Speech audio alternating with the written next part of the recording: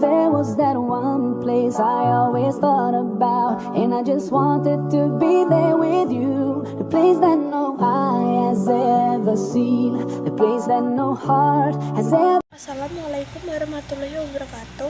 Perkenalkan, nama saya Aini Janatul Ma'wa dari 10 AKL 3 absen 1. Di sini saya akan menjelaskan materi tentang masuknya agama Islam di Indonesia. Kapan Islam masuk ke Nusantara Indonesia? Siapakah yang membawa Islam ke Nusantara Indonesia?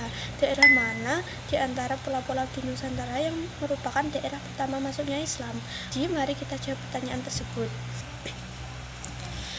Menurut teori Gujarat oleh Prof. Dr. Jason Lagrange, berkeyakinan bahwa tidak mungkin Islam masuk ke Indonesia langsung berasal dari Arabia tanpa melalui ajaran tasawuf yang berkembang di Gujarat, India.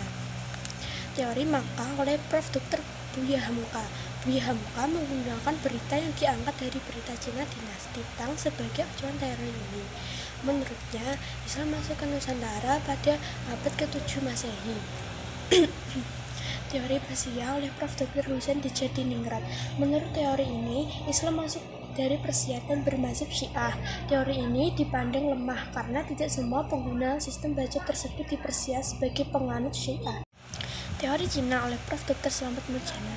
Menurut Slamet Muljana, Sultan Demak merupakan keturunan Cina. Lebih dari itu, menurutnya, Wali Songo juga merupakan keturunan Cina. Pendapat ini didasarkan pada kronik Kelanting Sampokang. Teori Maritim oleh N.A. Balaj. Walaupun di Mekah dan Madinah terjadi perang selama kurun waktu 10 tahun antara 1 sampai 11 Hijriah, 622 sampai 623 Masehi, namun tidak memutuskan jalur perdagangan laut yang sudah menjadi tradisi sejak lama. 2. Perkembangan kesultanan di Indonesia.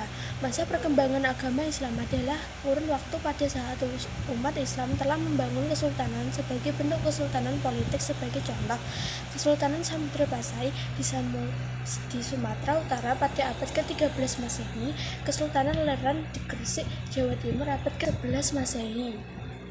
Tokoh penyebar ajaran Islam di Indonesia. Banyak tokoh utama dan sultan yang berperan aktif dalam penyebaran Islam di wilayah masing-masing, termasuk Sultan Malik Al-Saleh. Meru Silu atau Sultan Malik Al-Saleh merupakan pendiri dan raja pertama Samudra Pasai, berdiri pada tahun 1297.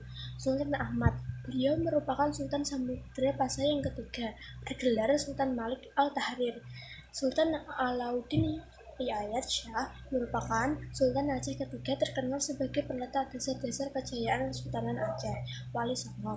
Wali Songo merupakan 9 wali atau sunan yang menjadi pelopor penyebar Islam di Pulau Jawa. Sultan Alauddin, nama aslinya adalah Mengarani Daiman Rabi'ah, dinobatkan sebagai Raja Gowa pada 7 tahun. Datuk Tunggang Parangan. Datuk Tunggang Parangan atau Habib Hashim bin Musyakkah bin Abdullah bin Yahya merupakan seorang ulama Minangkabau yang berdakwah di Kutai Kartanegara. Sultan Zainal Abidin. Beliau memerintah Kesultanan Ternate pada kurun waktu 1486 sampai 1500 Masehi. Sejak usia beliau mendapatkan pendidikan agama dari ayahnya dan dari seorang ulama bernama Datuk Maulana Hussein. 4. Keteladanan para ulama penyebar ajaran Islam di Indonesia. Banyak nilai-nilai keteladanan dari para tokoh penyebar Islam di Indonesia. Di antara nilai keteladanan tersebut adalah hidup sederhana.